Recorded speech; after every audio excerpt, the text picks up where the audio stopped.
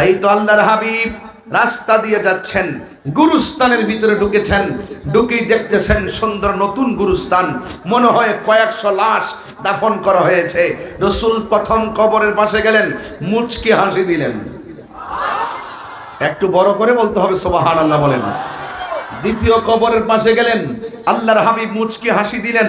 যাইতে যাইতে যাইতে যাইতে শতকরা 99% কবরের পাশে গিয়ে আল্লাহর হাবিব মুচকি হাসি দিলেন। সাহাবায়ে কেরাম বললেন, ইয়া রাসূলুল্লাহ, আপনি সব কবর দেখে দেখে মুচকি হাসি দিলেন কেন? ওই তো কোরআনের আয়াত মনে হয়ে যায়, ইন্নাল্লাহা ইউসমিউ মাইয়াশা। আল্লাহ রাব্বুল আলামিন বলেছেন, আমি যাকে পছন্দ করি, আমি যাকে ক্ষমতা দেই, সে কবর নিচে তারা কেমন আছে জানেন, দেখেন। এই জন্য রাসূল বলতেন, সাহাবীরা রে, আজকে গুরুস্থানে আইসা বেশ ভালো লাগতেছে। আমি নিজে তাকায়া দেখতেছি গুরুস্থানের প্রত্যেকটা মাইয়েতের বডির নিচে জান্নাতের গালিচা বিছায় রাখা হয়েছে।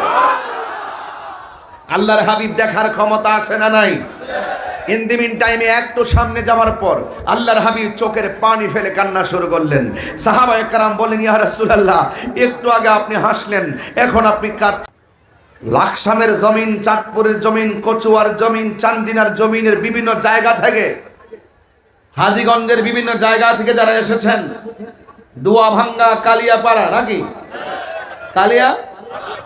কালিয়াপাড়া, হ্যাঁ, যত জায়গা থেকে আপনারা এসেছেন, হেঁটে এসেছেন, গাড়ি দিয়ে এসেছেন, আমার সামনে বসেছেন, আমি কথা বলছি, আপনারা শুনছেন।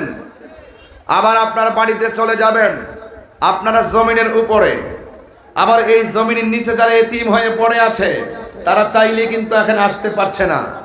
ওয়ামা ইয়াস্তাবিল আহইয়াউ ওয়ালাল আমওয়াত, এই দুনিয়ার জমিনে যারা জিন্দা এবং যারা মুর্দা, তারা কখনো এক হতে পারে না। ইন্নাল্লাহা ইউসমিউ মাইয়াশা, ওই কবরের নিচে মানুষগুলো কেমন আছে সবাই দেখবে না। ওই কবরের মানুষগুলো কারা, তারা কেমন আছে, কেউ তাদের কান্নার আওয়াজ শুনবে না। আল্লাহ বলেন, ইন্নাল্লাহা ইউসমিউ মাইয়াশা, আল্লাহ পাক যাকে ইচ্ছা করে ওই কবরের ভিতরে তারা কেমন আছে, আমার আল্লাহ তাদেরকে দেখা এবং শোনার ক্ষমতা দান করে। আরো বড় করে বলেন না সুবহানাল্লাহ বলেন। খুব মনোযোগ দিতে হবে। ওই চোখ আপনাকে হাসিল করতে হবে, ওই নজর আপনাকে হাসিল করতে হবে, ওই কান আপনাকে সাধন করতে হবে, ওই জবান আপনাকে লালন করতে হবে, ওই হৃদয় আপনাকে ধারণ করতে হবে। এই জন্য যুবক ভাইয়ের আমার, এমন জীবন তুমি করিবে গঠন, মরণে হাসিবে তুমি, কাঁদিবে ভুবন। এই জন্যই যারা নিচে আছে